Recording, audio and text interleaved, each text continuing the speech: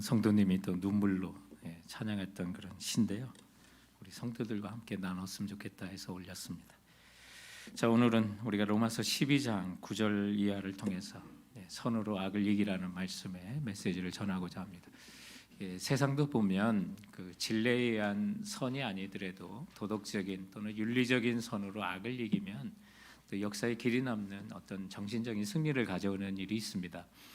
우리 한국의 너무나 흐뭇한 소식이 1년 전 작년 이맘때 9월에 일본의 전 수상을 지내셨던 하토야마라고 하는 총리께서 또 한국의 진도에 오셔가지고 이렇게 우리 한국의 적군이었던 일본을 잘 돌봐준 거에 대한 감사를 하면서 이러한 정신이 또 한국과 또 일본의 교착화된 그런 그 관계 속에 좀 미래적인 발전으로 나가는 정신이 되었으면 좋겠다고 하는 그런 인터뷰를 했던 것이 기억나는데, 그렇다면 어떤 일 때문에 그가 그렇게 찾아와서 우리 한국에서 한국 사람들한테 감사를 했을까 하는 그 역사적인 사건이 있습니다.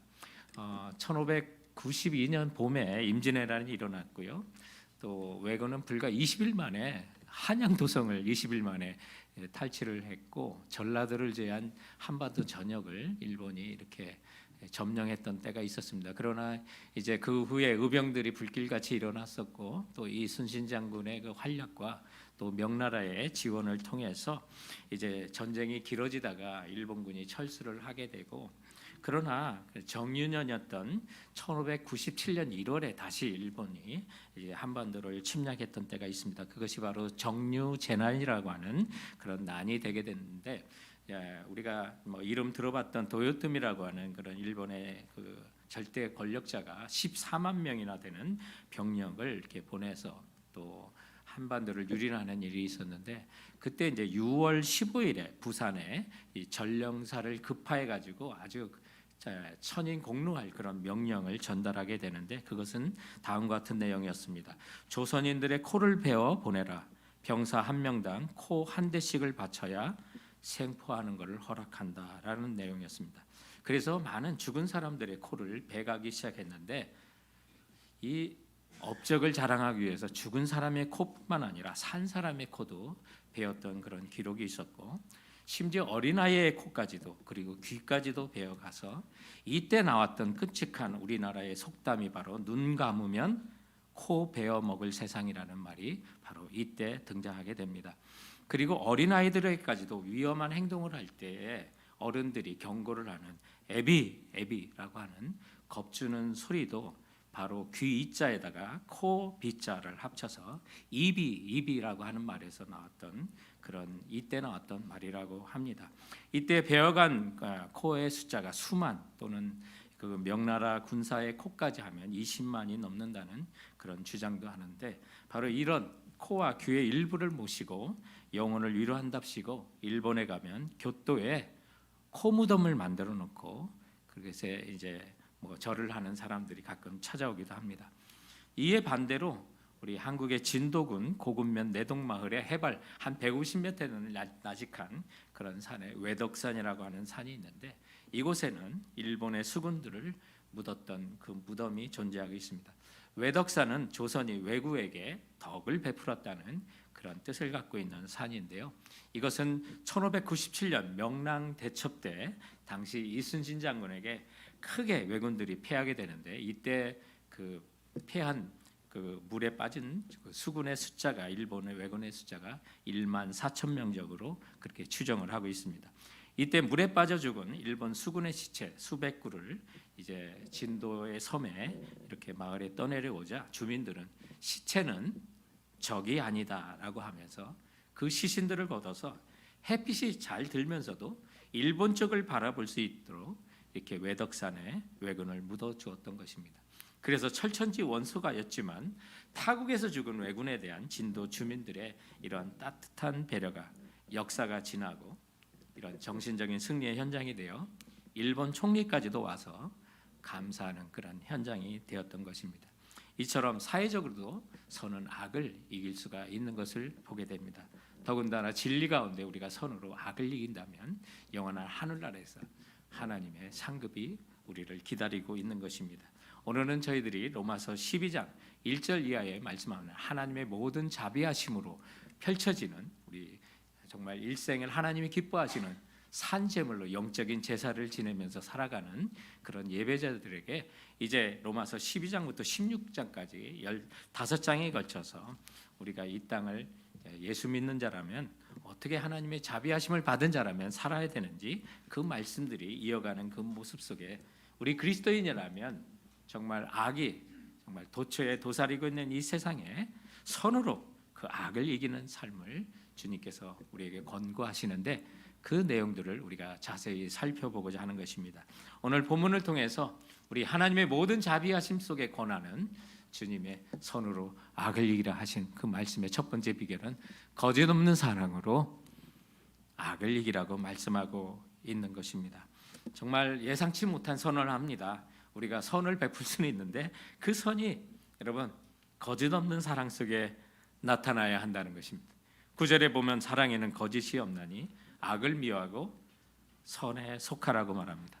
악을 미워하는 이런 좀 소극적인 것으로는 충분하지 않다는 겁니다. 적극적으로 선한 것을 굳게 붙들어야 그것이 거짓 없는 진정한 사랑이라고 주님은 우리에게 가르치고 있는 것입니다.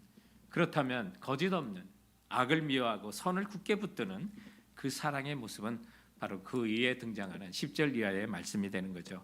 형제를 사랑하여 서로 우애하고 존경하기를 서로 먼저 하며 악을 미워하는 거짓 없는 사랑, 예상보다 훨씬 적극적인 것을 우리에게 요구합니다.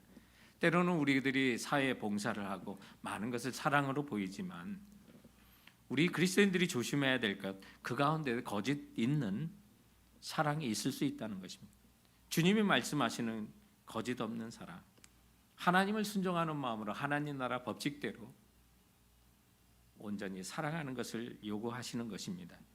우리가 거짓된 사랑에 무엇이 있을까 많이 생각을 해보니까 나를 사랑하는 것에 넘어서 나를 지나치게 사랑함으로 이웃들에게 나타나는 거짓된 사랑의 모습들이 많이 나타날 수 있는 것을 묵상해 보았습니다. 자기를 보호하기 위해 남을 사랑하는 그런 행동들이 있습니다. 그 깊은 곳에는 자기 만족이라는 자기 사랑이라고 하는 것이 감춰져 있는 그런 사랑도 있을 수 있다는 것입니다. 진실로 누구를 사랑하게 된다면 우리가 상대를 잃을까 봐 진실을 말하지 못할 때도 있고 싫은 말을 내뱉지 못하는 경우도 있습니다. 나의 상대방을 내가 필요한 사람으로 만들고자 하는 그런 모순에 빠지면서 우리가 겉으로만 드러나는 사랑의 행동을 얼마든지 할 수 있는 것입니다. 많은 사람에게 베풀었지만 혹시 그 동기가 자기 사랑에서 나온 것은 아닌지요? 내 이름을 높이려고 내 자신을 사회 속에서 등장시키고 인정받으려고 하는 이 많은 것들이 하나님께서 중심을 헤아리고 이 모든 중심을 보지 못하는 세상은 우리에게 칭찬을 할 수 있고 박수를 보낼 수 있지만 중심을 헤아리는 주님은 모든 것을 보신다면 그것이 거짓 있는 사랑이라고 하지 않을까요? 그러므로 사랑하는 성도 여러분, 정말 악을 미워하고 선에 속하는 그런 사랑은 하나님의 순종하는 방법으로 주님을 사랑함으로 남을 사랑하는 것이라는 사실을 깨닫습니다. 하나님 나라 삶으로서 하나님 백성의 윤리와 그 모습으로 사랑하는 것이 하나님이 바라시는 거짓 없는 사랑. 그래서 악을 미워하고 선을 적극적으로 붙드는 그런 사랑이라는 사실을 깨닫습니다. 우리가 하나님의 나라 백성들은 그 나라가 우리에게 임하실 때 정말 주님이 가져오실 그 영광을 정말 우리에게 보여주신다고 우리가 암송하지 않습니까? 이 세상을, 이 나라를 위해서 사랑한 사람들도요, 거짓된 사랑을 한 사람들이 참 많습니다. 우리의 3.1운동 때 독립선언문에 같이 서명을 했던 33인 중에 그 서명 후에 친일 활동을 하다가 들킨 수많은 사람들이 있는 것을 보게 됩니다. 참 시간이 가면 모든 게 다 드러나는 것을 보게 됩니다. 우리가 하나님 나라를 위해서 산다면 정말 주님 오신 그날에 모든 것이 드러날 때 주님 앞에 섰을 때 부끄럽지 않는 사랑, 우리가 이웃에게 무엇을 베풀어도 자기 만족이나 자기를 사랑하는 거기서 나온 것이 아니라 순수한 정말 주님의 자비하심 속에서 행동하는 그런 사랑이 된다면 하나님 얼마나 기뻐하실까 하는 생각을 하게 됩니다. 저는 이 하나님 나라에서 정말 인정받는 것이 이 세상에서도 인정받는 게 너무 비슷한 일들이 참 많은데, 그런 면에서 여러분들에게 오늘 백산 안희재 선생님과 경주의 아주 큰 부자로 알려진 최준 선생님이 이 두 분을 여러분께 오늘 잠시 소개를 해주려고 합니다. 이 안희재 선생님은 부산에서 당시 조선일서 가장 큰 무역회사인 백산상해라고 하는 그런 회사를 운영했던 분인데요. 이분께서 상하이에 있는 우리 대한민국 당시 임시정부의 독립자금의 60%를 조달했던 아주 위대하신 독립운동가이십니다. 그런데 이분과 함께 또 여러분에게 소개하고자 하는 이런 우리 경주의 최준이라고 하는 그 부자님은, 여러분들이 이제 우리가 잘 아는 것처럼 경주 최씨 가문에 아주 큰 부자가 있었다는 얘기를 하는데, 이 그 시작은 임진왜란 때부터 있습니다. 그 최준 선생님의 아주 먼 그 조상인 최진립이라고 하는 의병장 출신이었던 그런 분이 그 당시에 큰 지주였는데, 당시에 이 지주는 소작을 부리는 사람들한테 그 소작 농산물의 80%를 받는 것이 정례화됐던 사회 속에 반반 소작로로서 사회에 덕을 베풀었던 분입니다. 그래서 여러분은 그 가문의 가운들을 우리가 한두 번씩은 들어봤을 것입니다. 그 최씨 집안의 가운이 여러 가지가 있는데 6가지 중에 3가지만 소개한다면, 만석 이상의 재산은 사회에 환원하라, 흉년에는 땅을 늘리지 말라, 주변 백리 안에 굶어 죽는 사람이 없도록 하라. 이런 것이 가운으로 갖고 있는 사람입니다. 이렇게 훌륭한 집안의 최준 선생님, 나라가 없으면 부자도 없다고 하면서 몰래 일제강점기 시대에 바로 이 안희재 선생님을 통해서 임시정부에 독립자금을 보냈었는데, 한 번은 안희재 선생님이 자기가 운영하는 백산상해를 사장님에 대해서 맡아달라고 하는데, 이 최준 선생님이 그 뜻을 알기에 흔쾌히 허락을 하는 일이 있었습니다. 왜냐하면 이런 무역을 하는 그 상해를 운영할 때 정말 안정적으로 상해 독립자금을 이제 보낼 수 있었기 때문에 그 일을 맡았던 그런 적이 있습니다. 그렇게 대한민국의 그 임시정부를 위해서 헌신했던 이 두 선생님이 정말 세상적으로는 어려움을 많이 당했습니다. 이 최준 선생님께서는 1928년에 파산을 하게 됩니다. 그래서 이 최부잣집 재산이 다 은행으로 넘어가는 일이 있었는데, 그리고 또 안희재 선생님은 중국에서 독립운동을 하다가 일제 체포가 되어서 옥고를 치르시다가 이제 해방을 2년 앞둔 1943년에 병보석으로 풀려나는데 그 다음 날 이제 소천하시게 되는 그런 어려움을 당하게 됩니다. 그때 나이 안희재 선생님이 59세에 순국을 하시게 되는데, 근데 우리들에게 정말 교훈이 되는 정말 일화는 무엇이냐면, 이제 나라가 이제 회복이 되고 일본이 항복해서 이제 대한민국이 수립이 돼야 되는 이런 상황 속에 상하이에 있었던 임시정부가 들어오는데, 거기에 수반이었던 김구 선생이 돌아올 때 이 최준 선생님이 김구 선생을 만납니다.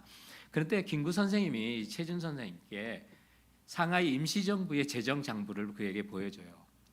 근데 그 장부를 보면서 대성통곡을 하고 이 안희재 선생님의 무덤 있는 쪽을 향해서 꺽꺽 하면서 소리를 내며 울었던 일화가 있습니다.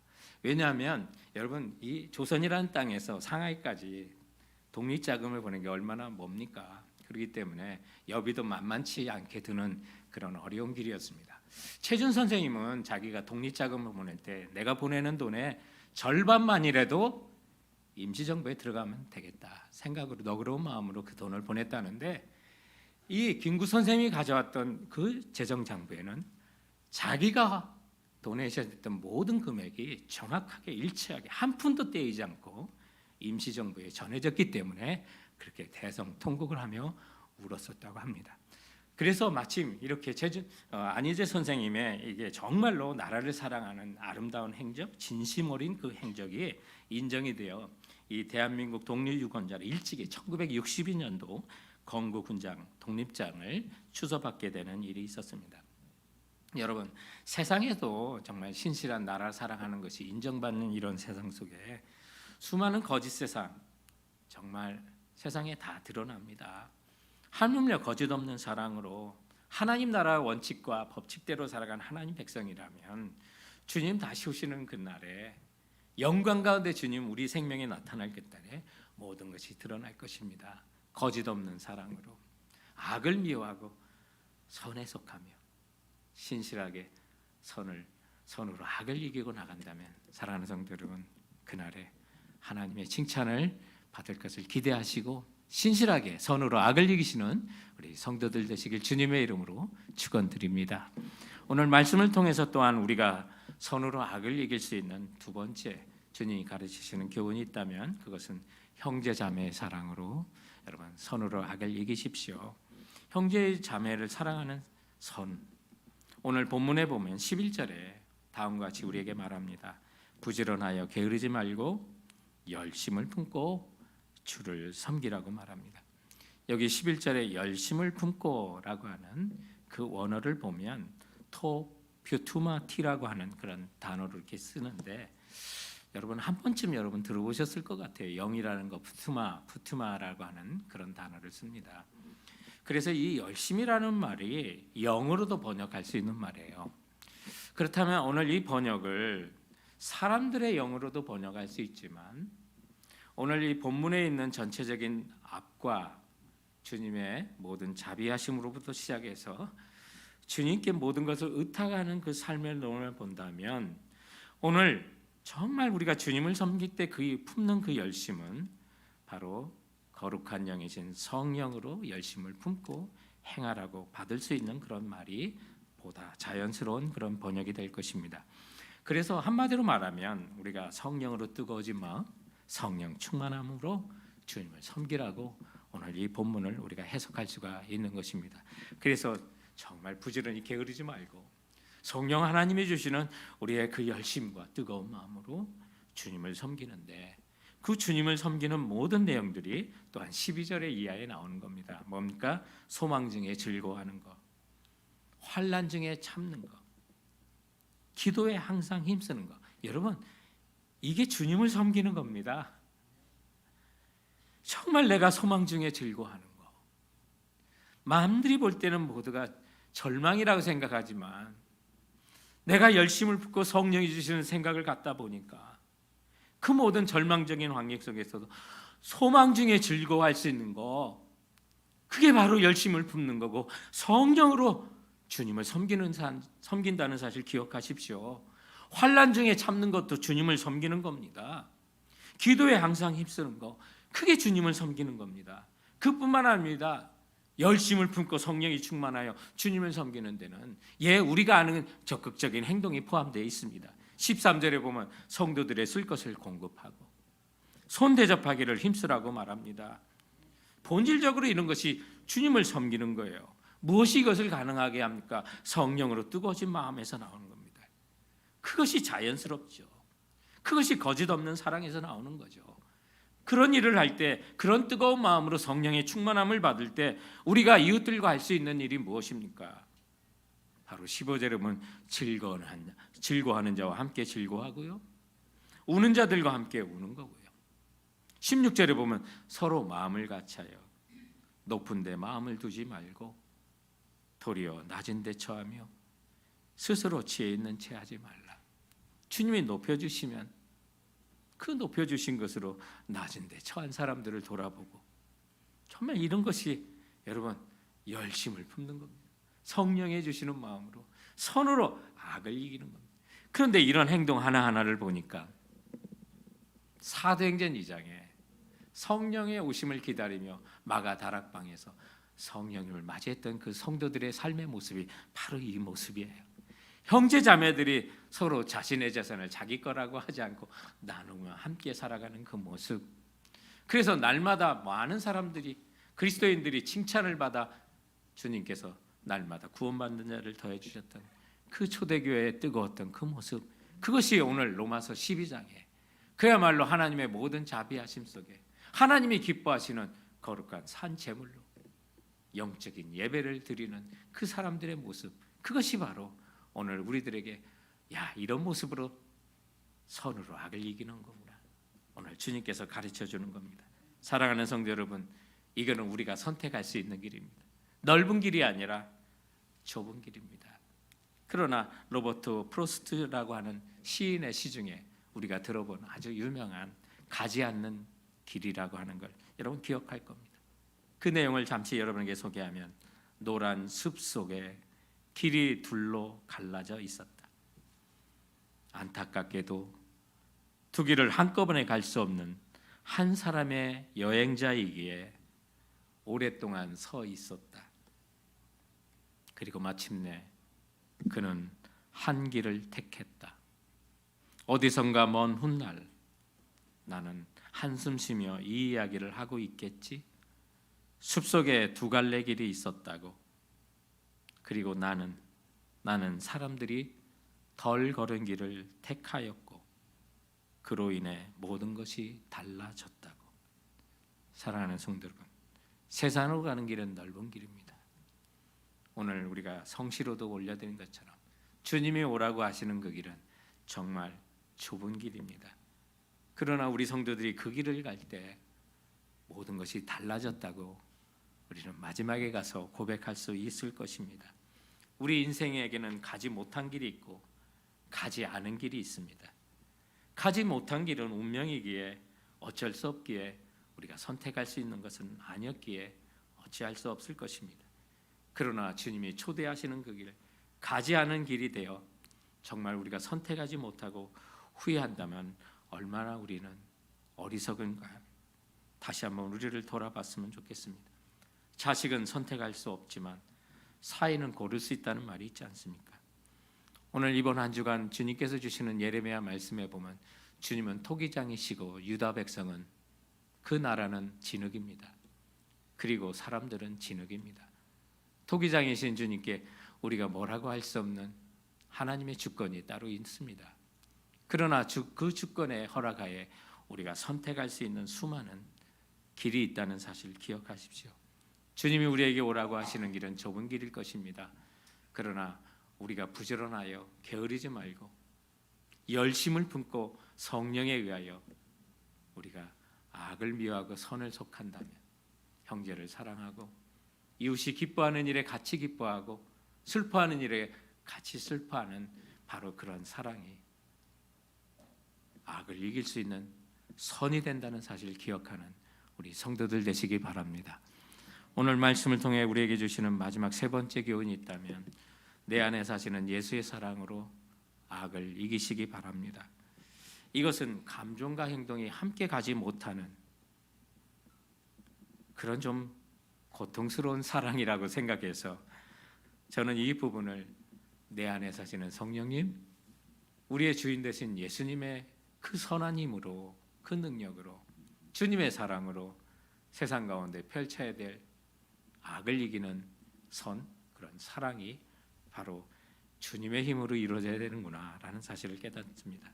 어떤 내용이 이게 그렇습니까? 14절에 보면 너희를 박해하는 자를 축복하라.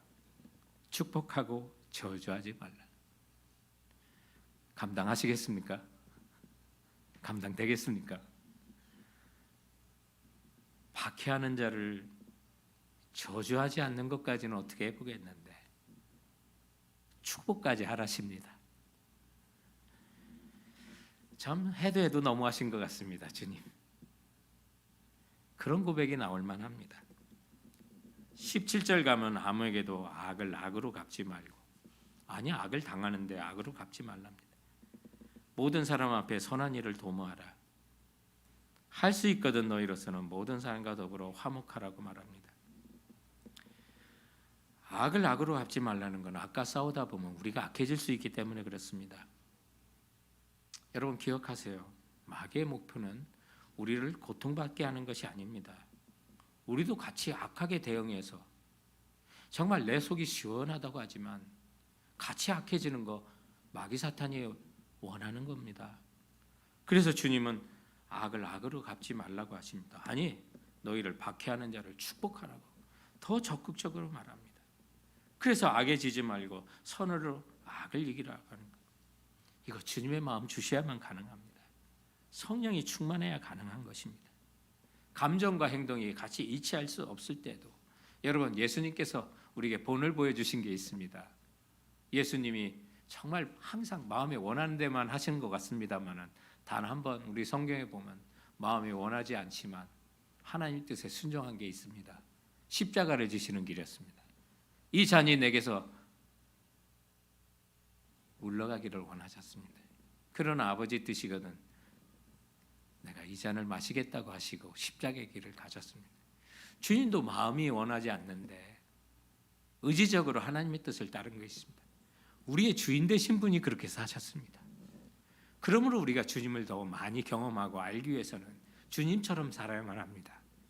핍박하는 자를 저주하지 않는 그 정도가 아니라 축복하라고 말합니다. 악을 악으로 갚지 말라고 말씀합니다. 정말 구체적으로 우리에게 주님께서 오늘 실천사항을 우리에게 주셨습니다. 구체적인 적용을 알려주셨습니다. 여러분의 살아가는 직장과 일터에서 불편한 사람이 있을 겁니다. 그런데 악의를 가진 사람, 여러분을 박해하는 사람 피하지 마십시오. 할 수 있으면 모든 사람과 더불어 화목하라고 말합니다. 때로는 우리가 이 세상에서 풍조를 따라갈 때 뭐가 무서워서 피하냐? 더러워서 피하지라고 말합니다. 그러나 그것은 주님이 주시는 생각이 아닙니다. 이 세대의 생각입니다. 주님은 이 세대를 본받지 말라고 합니다. 모든 사람과 화목하게 지내라고 주님 말씀하십니다. 우리를 박해하는 자를 여러분 멀리하지 마십시오. 그리고 담대하십시오. 이것이 주님이 여러분에게 요구하시는 선으로 악을 이기는 겁니다. 일터에 보면 또 일하다 보면 직장에서나 또 교회에서나 여러분과 맞지 않는 사람이 있습니다. 여러분을 박해하고 핍박을 주는 사람도 있을 것입니다. 그러나 주님의 명령은 단호합니다. 피하지 마십시오. 모든 사람과 화평하십시오. 그리고 말과 행동에서 사랑을 표현하십시오. 더 적극적으로 나서야만 합니다. 피하지만 마시고 또 만나기도 해야 되지만 말과 행동으로 사랑을 표하십시오. 주님은 우리에게 명령하셨습니다. 내 원수가 줄이거든 먹이라고요. 그저 어쩌다 지나가는 사람, 그저 불쌍히 보이는 사람 먹이라고 하지 않냐고 내 원수가 줄이거든이라고 말합니다. 그리고 그 원수가 목마르거든 마시게 하고 그리함으로 내가 숯불을 그 머리에 쌓아 놓으리라고 말합니다. 숯불을 머리에 쌓는다는 것, 우리의 그리스도인들의 선한 보응을 보면서 반응을 보면서 자신의 악을 부끄럽게 하라는 겁니다. 그래서 괴로워서 혹은 누이칠 수도 있으니까 그렇게 하라고 말씀하고 있는 것입니다. 나가 주님께서는 모든 원수 갚는 걸 내게 맡기라고 하셨습니다. 19절에 보면 내 사랑하는 자들아 내가 친히 원수를 갚지 말고 하나님의 진노하심에 맡기라 기록되었을 때 원수 갚는 것이 내게 있으니 내가 갚으리라고 주님 말씀하셨습니다. 이건 너무 힘든 겁니다. 이 말씀을 알기에 그리스도인들이 더 괴롭습니다. 저는 이 말씀 때문에 하나님께 원망하며 요청한 적도 있습니다. 하나님 원수 갚는 것이 주님께 있는 거 제가 아는데요. 이번 한 번만큼은 나를 사용하여 주옵소서라고도 기도했습니다. 그런데 하나님의 말씀이 옳습니다. 하나님 뜻대로 하니 진정한 평화가 오는 것을 저는 느낄 수가 있었습니다. 그런 순간을 통해 나를 길이 참으시는 주님의 마음을 알아가기도 하였습니다. 자, 이쯤 되면 주님께서 이제 오늘 로마서 12장에 있는 내용들을 결론적으로 짓는 이 말씀 속에 사도 바울이 1절에 로마서 12장을 시작하면서 하나님의 모든 자비하심으로 권했던 이유를 알게 됩니다. 주님의 모든 자비하심을 받은 자들에게 그 은혜를 맛본 자들에게 권했던 것을 여러분 기억하십시오. 그리고 우리가 먼저 받은 그 사랑과 은혜 안에 행동을 권하셨으며 하나님이 기뻐하시는 거룩한 산 제물로 영적인 예배를 드리라고 했던 1절의 말씀을 기억하시기 바랍니다. 오늘의 이 모든 말씀은 그 1절과 연결되어 있는 것입니다. 우리가 그렇게 사랑하는 것도 하나님이 우리에게 이미 부어주신 그 사랑 때문에 그 사랑을 힘입은 자라면 그렇게 마땅히 살아야 한다고 말씀하고 있는 것입니다. 예수님이 나를 사랑하기 위해 옷이 벗겨지고 죽임을 당하셨던 것을 기억하십시오. 이러한 모든 자비하심이 우리를 그리스도처럼 살게 하고 예수님처럼 사랑하며 살 수 있도록 우리를 권면하고 있는 것입니다. 이 사랑대로 살고자 했던 사도 바울은 너무 괴로움 속에서 주님 뜻대로 살기 위하여 나는 날마다 죽는다. 나는 날마다 죽노라고 자신의 옛자와 성품이 죽어야만 주님처럼 살 수 있음을 우리에게 가르쳐주고 있다는 사실을 기억하십시오. 정말 그리할 때 우리가 주님 사랑 그대로 실천하며 살 수가 있겠구나 생각하다가 갑자기 제가 먹던 맛있는 김치가 어떻게 내 앞에 이렇게 나타났는지를 생각하는 것을 잠시 생각했습니다. 생생했던 그 배추가 맛있는 김치가 되기까지의 그 죽어가는 과정이 머리에 떠올랐습니다. 배추가 김치가 되는 그 과정은 죽음의 연속이구나. 만난 김치가 되기 위해 배추가 제일 먼저 자기가 뿌리내리고 살던 땅에서 뽑혀서 죽는구나. 그 배추가 사각형으로 칼에 찔려 죽기도 하고 찢어져 죽기도 하고 이에 물에 찢겨 죽기도 하고 소금에 절여 죽기도 하고 심지어 배추잎마다 마늘과 생강과 고춧가루 같은 온갖 독한 양념들에 들러싸여 죽기도 하고 항아리와 김치 냉장고에 차곡차곡 쌓여 죽기까지도 하고 그렇게 죽기만 한 것이 아니라 그러나 시간이 되면 발효가 되어 아주 맛깔스러운 김치로 탄생하는 것처럼 우리에게도 이런 설익은 김치와 같은 우리의 인생이 맛깔스러운 이 세상의 사람들에게도 정말 맛깔스러운 인생이 될 수가 있구나라는 사실을 생각하게 됩니다. 이렇게 김치의 그 과정을 발효되는 과정을 생각하다 보니까 그 국물까지도 함부로 못 버리겠더라고요. 그분의 보혈까지도 생각이 납니다. 주님이 나를 위해서 죽으셨던 그 모든 그 보혈의 은혜까지도 생각하게 됩니다. 주님께서 오늘 여러분에게 권면하시는 선으로 악을 이기라는 건 바로 그 모든 자비하심 속에 주님의 은혜 속에 여러분에게 말씀하고 있는 것입니다. 신앙생활은 나의 옛사람이 죽고 새 사람으로 변해가는 하나님의 은혜와 사랑 안에 살아가는 삶의 모습을 말하는 것입니다. 그래서 날마다 죽으며 주 예수 그리스도의 능력과 그 힘으로 우리가 사랑하며 핍박하는 자도 우리가 정말로 축복할 수 있는 사람이 된다면 사랑하는 성도 여러분 주님 기뻐하시는 거룩한 산제물로 영적인 제물이 되어 주님 기뻐 받으시고요. 일상생활 속에서도 많은 대인관계 속에 여러분의 인생과 행동은 맛깔나는 인생이 될 줄 믿고 나가시는 우리 성도들 되시길 주님의 이름으로 축원드립니다. 기도하시겠습니다.